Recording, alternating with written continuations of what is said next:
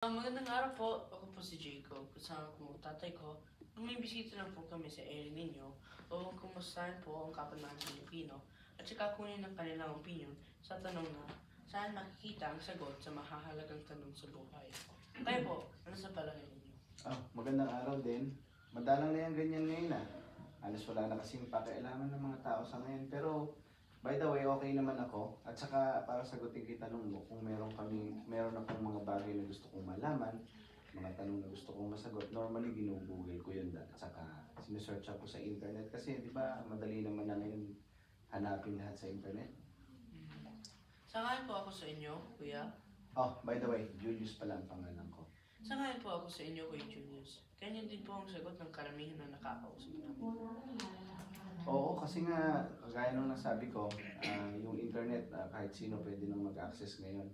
Kaya madali nang makita kung ano yung hinahanap nating mga kasagutan. Yun nga lang, may mga ilang website din talaga na hindi naman nagsasabi ng totoo. Kaya talagang dapat ka rin maging maingat.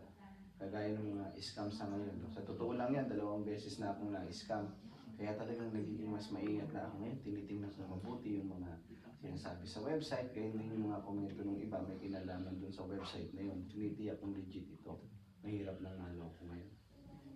Salamat po sa pagsasabi ninyo ng inyong opinion at iniisip tungkol sa tanong ko na iyan. Ngunit alam niyo po ba na mayroong isang bagay na pwede niyo pong pagkatiwalaan? Talaga? Saan naman yan? Ang Bible, sa Bible po.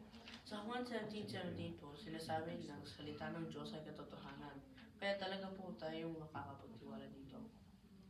Gusto ko po palang iwan sa inyo ang card na ito. Sa likod ay mayroong isang QR code na pwede niyo pong i-scan gamit ang phone ninyo. Ito po ang website namin na jw.org. Marami po dito mga useful topic na maaari din pong masagot ang inyong mga katanungan. Halimbawa about family in future. At Bible-based din po lahat ng mga ito. Kaya tiyak na makapagtitiwala tayo dito. That sounds interesting. Sige nga, i-check ko ito mamaya habang nagpapahinga ako.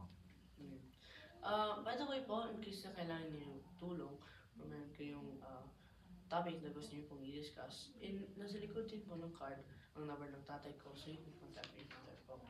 Sige po, salamat. Sige, salamat din. Okay,